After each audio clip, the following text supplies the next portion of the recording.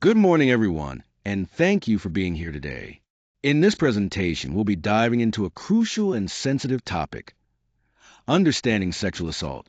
We'll explore its definitions, the various types, the importance of consent, the impact it has on individuals and communities, as well as the legal frameworks that are in place to protect victims and hold perpetrators accountable. Our goal is to provide a comprehensive overview that not only raises awareness, but also empowers us to support those affected and promote justice. Let's begin this important conversation together. Sexual assault is any unwanted sexual contact or behavior that happens without clear, explicit consent from the other person. This can range from unwanted touching or groping to forced sexual acts or attempts to carry out such actions.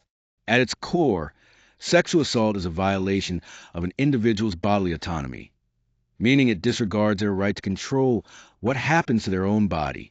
It's important to understand that this is not just a personal violation, but a serious crime that deeply impacts a person's sense of safety and control over their own life. Sexual assault undermines fundamental individual rights and must always be taken seriously. On this slide, we're looking at the different types of sexual assault.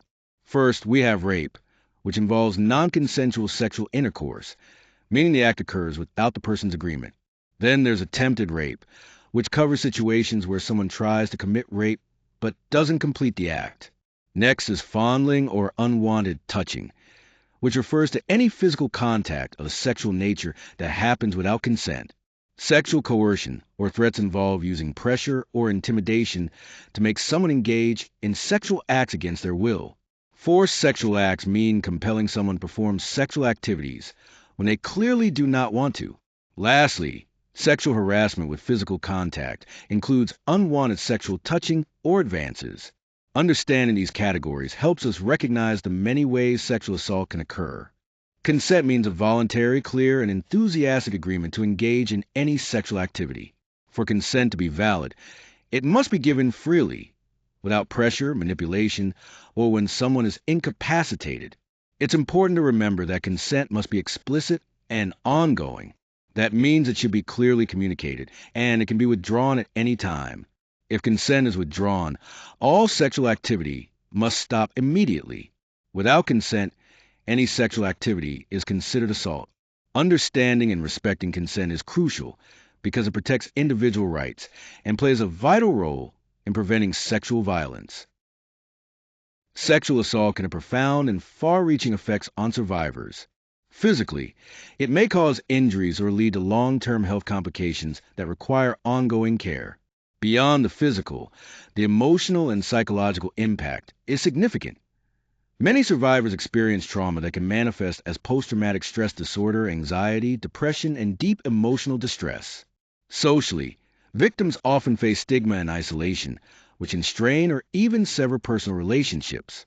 Additionally, these experiences frequently lead to functional difficulties, making everyday activities challenging and creating trust issues that affect how survivors interact with others. Understanding these various impacts is crucial for providing comprehensive support. When we talk about legal perspectives on sexual assault, the first thing to understand is the clear definition of what sexual assault actually is under the law. This clarity is essential because it determines what actions are prosecutable and sets the foundation for justice. Next, offenders face serious criminal penalties, which can include imprisonment, fines, and probation, reflecting the severity of the crime. It's also important to recognize the rights of victims, which encompass access to protection orders, legal support, and advocacy services. These rights help ensure victims are supported throughout the legal process. Reporting and investigation follow established procedures designed to facilitate a thorough and fair pursuit of justice. Finally, being aware of the legal framework as a whole is crucial. This awareness not only protects victims and holds offenders accountable, but also promotes a just and informed society.